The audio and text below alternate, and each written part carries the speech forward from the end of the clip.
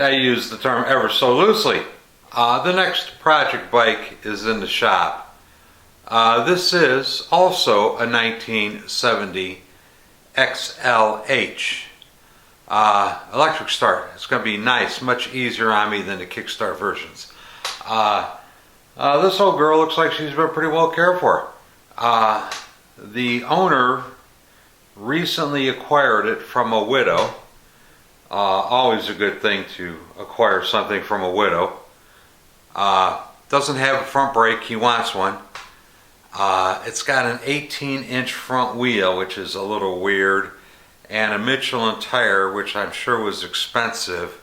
I don't know that I'm going to be able to find an 18-inch wheel and hub combination with the disc brake, so he may have wasted money on a tire. But anyway, suppose he runs okay. He wants it rebuilt anyway just because. Wants a brake put on it because the brake sucks. Wants me to get rid of the forward controls and put mid controls on it. And the kickstand is all fucked up. Paint's in good shape. Got the big gas tank on it. A little pinstriping on it. Rear fender's in good shape. It's not all dented up and beat up. This girl looks like she was pretty well cared for. One of the last crusty, musty, and rusty videos I talked about the VIN number, and it generated quite a few comments. This is, to the best of my knowledge, this bike is a completely 100% genuine 1970.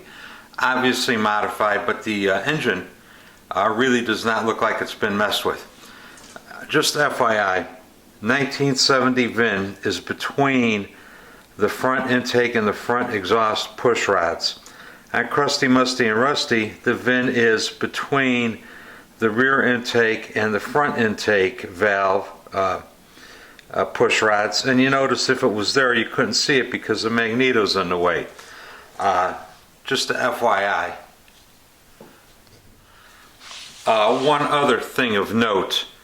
1970s have the boss on the left crankcase, where up until then you would have found the VIN number stamped.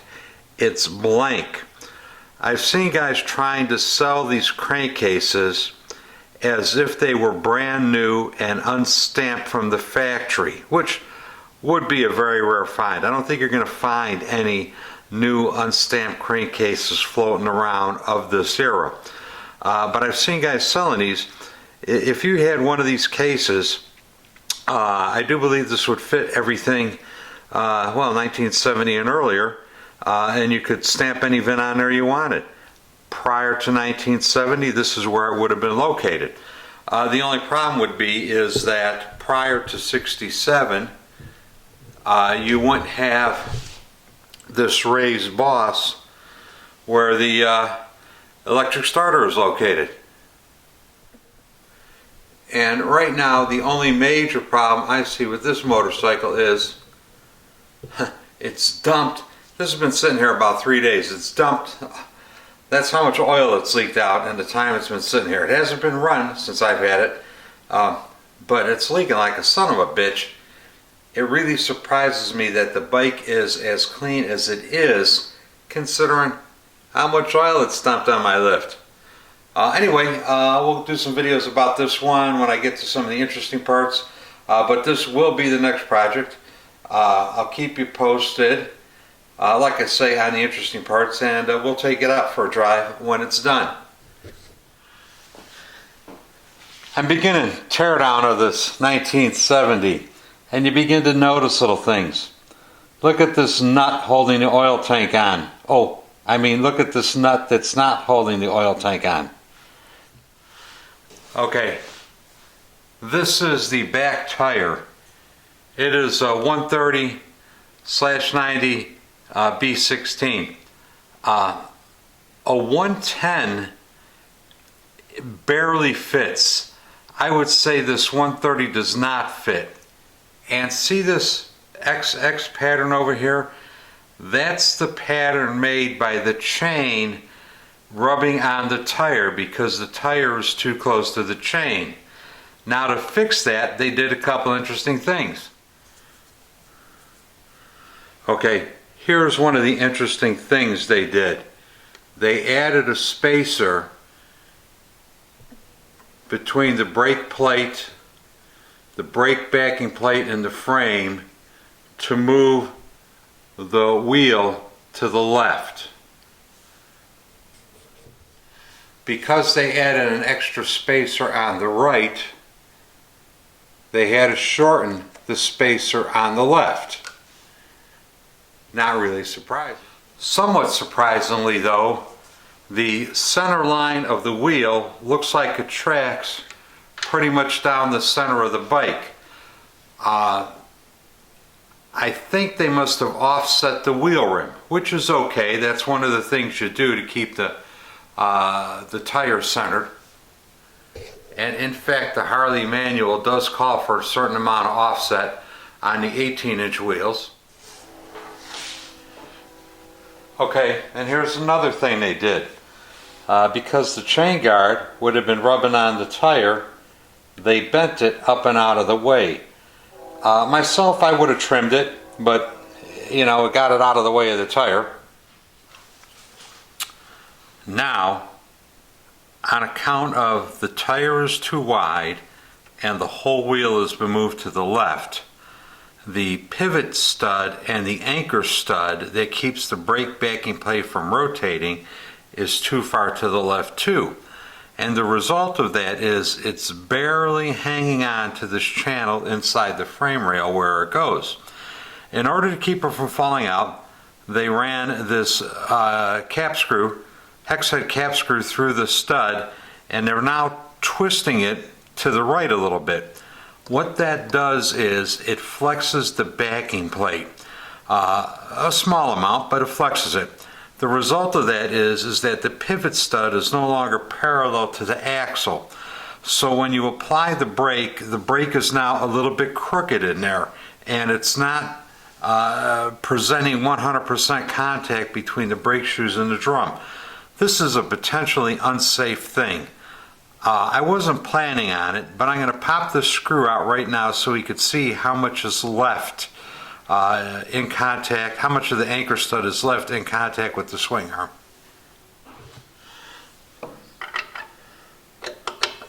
I might even be able to see the backing plate move when tension comes off of this screw.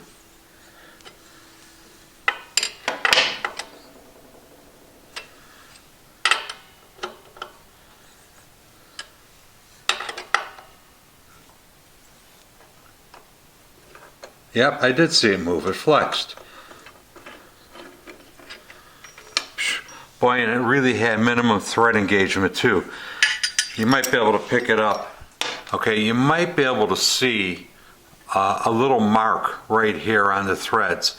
This thing only had 4 threads of engagement, and you could see that this, Jesus, it's probably not even 1/16 of an inch.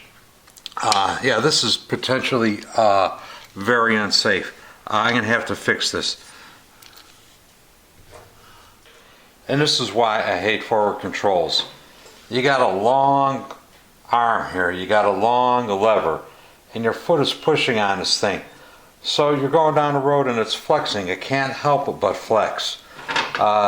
Somebody in the past tried to weld the chrome to the engine mount plate, which is actually probably not a bad idea. If I was going to design a set of forward controls, this plate would probably be about 1/2 inch thick, and this bar would be bolted directly to it or welded directly to it. So let's see how their weld job holds up. Oh, that's a good weld job.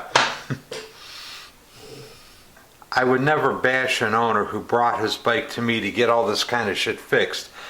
But you know, the previous mechanics and maintenance people from years ago, you know, they make these poor choices, and you know, here it is, I don't know, 20, 30, 40 years later, I'm again having to roll back the clock, you know, to get the bike in decent shape. You know, there's always a little bit of mechanical archaeology on these jobs, and you know, that's why I like doing them. Sometimes you discover shit. I think this here gasket, the gasket behind the Bendix drive, I think this was cut out of a cardboard 12-pack of Budweiser. Part of the Budweiser logo, it says beer. As a matter of fact, I think it said Bud Light on it. Could be wrong, but hey, tell me what you guys think. And just for the record, I hate these hooky-ass battery covers.